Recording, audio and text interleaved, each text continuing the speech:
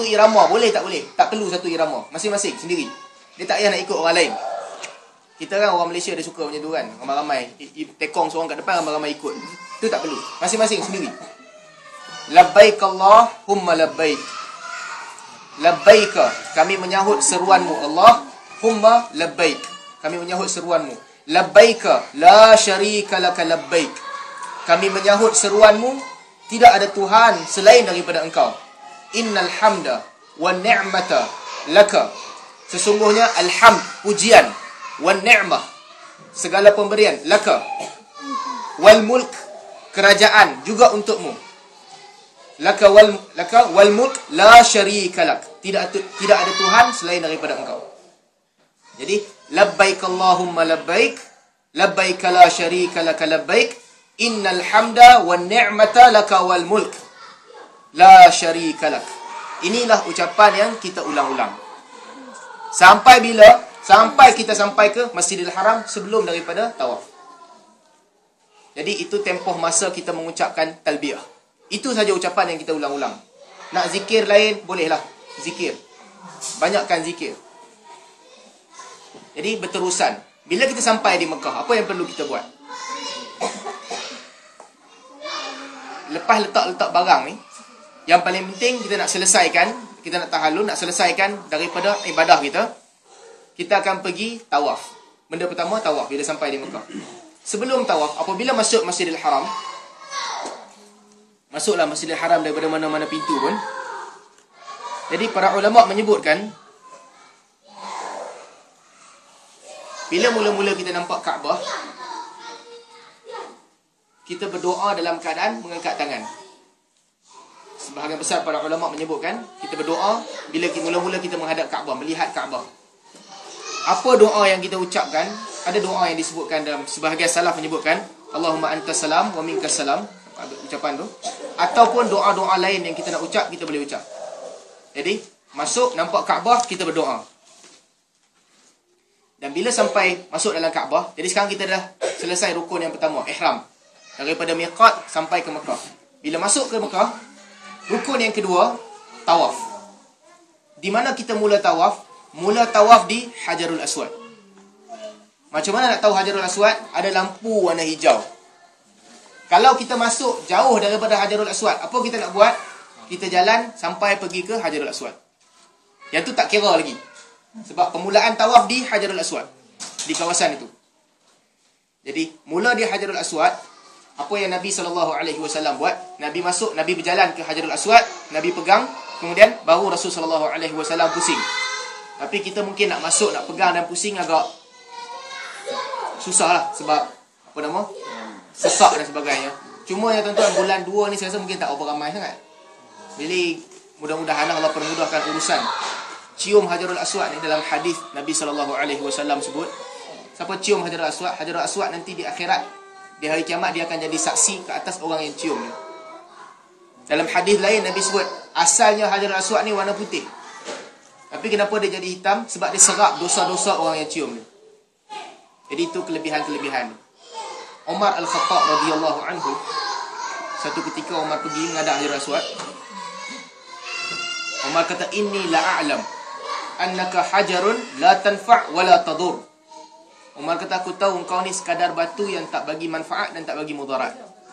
Walaula anni ra'aitun nabi yuqabbiluka ma qabbaltuk.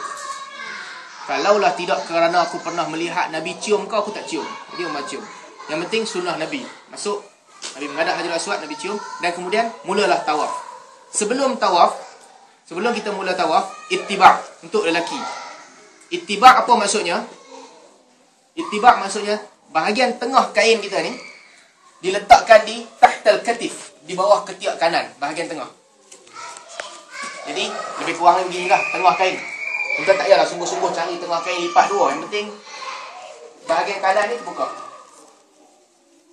Ketika tawaf sahaja. Sebelum tawaf tak perlu, selepas tawaf tak perlu. Perjalanan kita masuk masjid menuju ke Kaabah pun tak perlu, macam biasa je. Sampai sebelum mula tawaf, barulah kita buka. Mula daripada Hajarul Aswad dan jalan. Tawaf sebagaimana kita tahu, 7 pusingan. Mula kita tawaf ni, Apabila start nak tawaf, sampai dah agak orangnya.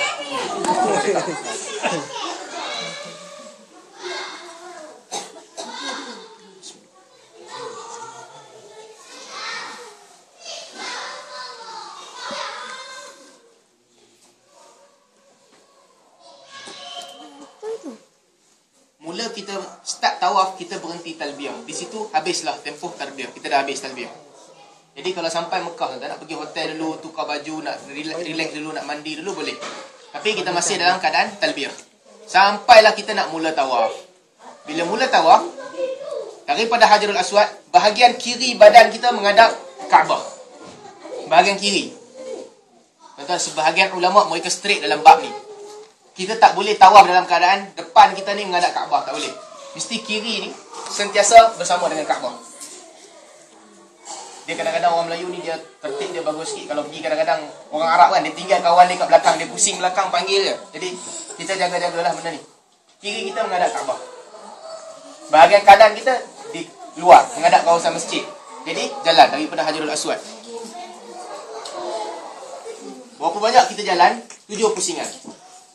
7 pusingan ala yakin. Yakin kita 7 pusingan. Kalau kurang, buat apa kalau kurang? Tambah, bagi jadi 7. Kita rasa confused, 6 ke 7, 6 ke 7. Kira masih 6, cukupkan 7. Yang ni biasa memang berlaku lah. Terlupa pusingan ni benda biasa. Ketika tawaf, apa boleh kita buat? Nabi SAW kata, tawaf ni sama macam solat.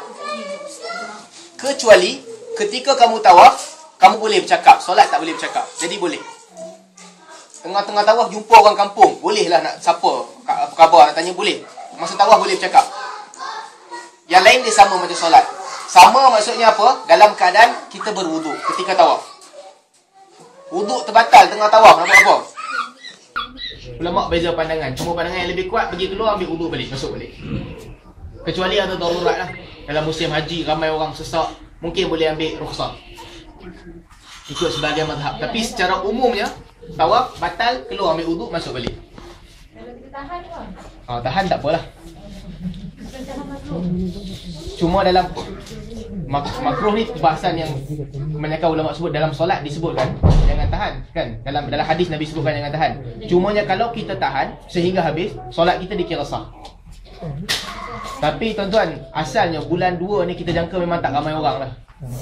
Dia takkan penuh macam musim haji. Musim haji baru ni kita kira masa tawaf musim haji ni, tuan-tuan tak payah jalan pun. Orang kata kalau orang tak larat naik atas kan, dia jangan. Kalau tak larat betul-betul masuk tengah-tengah. Dia tak payah jalan, orang tolak, dia jalan sendiri.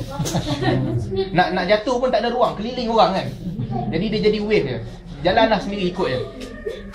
Sebab tu yang kes, kadang-kadang kes orang dipijak meninggal dunia masa haji ni, biasanya orang yang berhenti ataupun pusing belakang. Tapi nak terjatuh ni susah nak jatuh sebenarnya. Orang sesak sangat tak boleh jatuh. Kadang-kadang fikir kau belah mana nak jatuh, tak boleh jatuh. Keliling orang penuh. Ni satu benda penting. Bila kita dah sebut tadi kan 3 benda yang tak boleh. Antara benda yang tak boleh, fusuk ataupun jidal. Fusuk, kejahatan dengan diri kita. Jidal, buat jahat dengan orang lain. Debat, Allah tak bagi. Kadang-kadang kita tak berdebat tapi kita menyusahkan orang lain. Itu pun tak boleh. Menghilangkan pahala haji, pahala umrah kita. Macam mana menyusahkan orang lain? Kita buat grup 10-12 orang pegang tangan masing-masing jalan. Orang lain tak boleh cross ketika tawaf. Itu menyusahkan orang. Jangan buat macam tu. Jadi kalau gitu Ustaz, macam ni kan, jemaah perempuan ni, kalau kita dengan budak-budak ni sekali kan, kita nak cover, bukan maksud saya ni nak cover dari segi in case lah kata masa tu orang ramai kan. Jadi kita nak cover dia orang ni dengan cara kita tak pegang tangan lah, cuma kita